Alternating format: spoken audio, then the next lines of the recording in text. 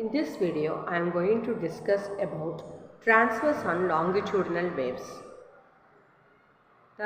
Depending on the relationship between the direction of oscillation of individual particles and the direction of wave propagation, the waves are classified into two categories, transverse waves and longitudinal waves.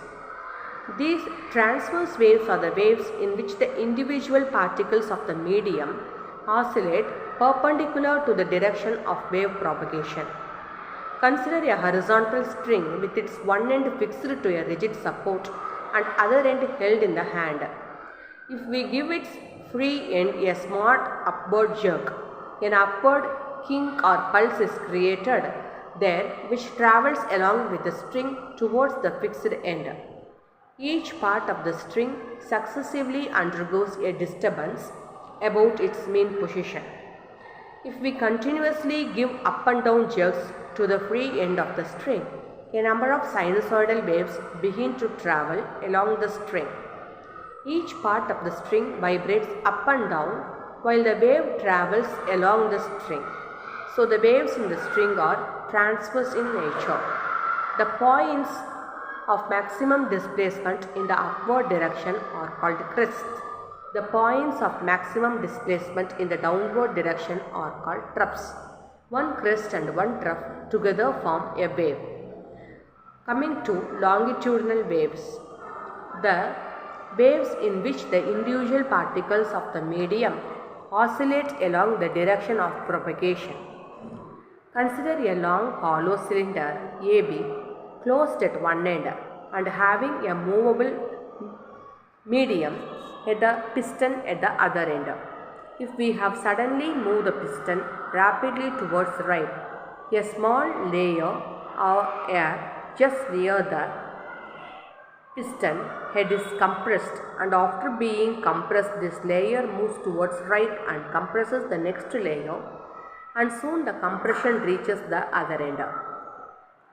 Now, if the piston is suddenly moves towards left, the layer adjacent to it is rarefied, resulting in the fall of pressure. The air from the next layer moves into restore pressure. Consequently, the next layer is rarefied. In this way, a pulse of rarefaction moves towards right. If we continuously push and pull the piston in a simple harmonic manner, a sinusoidal sound wave travels along the cylinder in the form of alternate compressions and rarefactions marked as C, R, C, R, etc. As oscillations of an element of air are parallel to the direction of wave propagation, the wave is a longitudinal wave. Hence, sound waves produced in air are longitudinal waves. Both transverse and longitudinal waves can propagate through those media which have the following properties. Elasticity.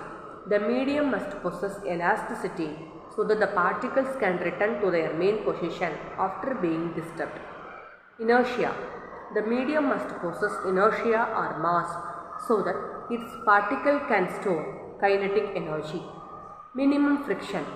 The frictional force amongst the particles of the medium should be negligibly small so that they continue oscillating for a sufficiently long time and the wave travels sufficiently long distance through the medium. Media through which transverse wave can propagate. Transverse wave travel in the form of crests and troughs. They involve change in the shape of the medium, so they can be transmitted through media which have rigidity.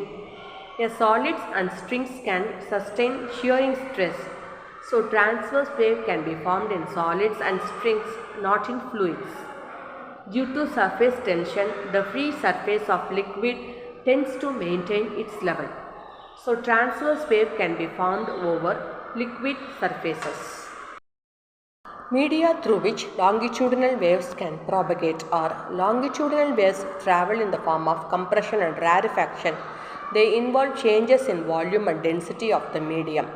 All media, solids, liquids and gases can sustain compressive stress So longitudinal waves can be transmitted through all the three types of media.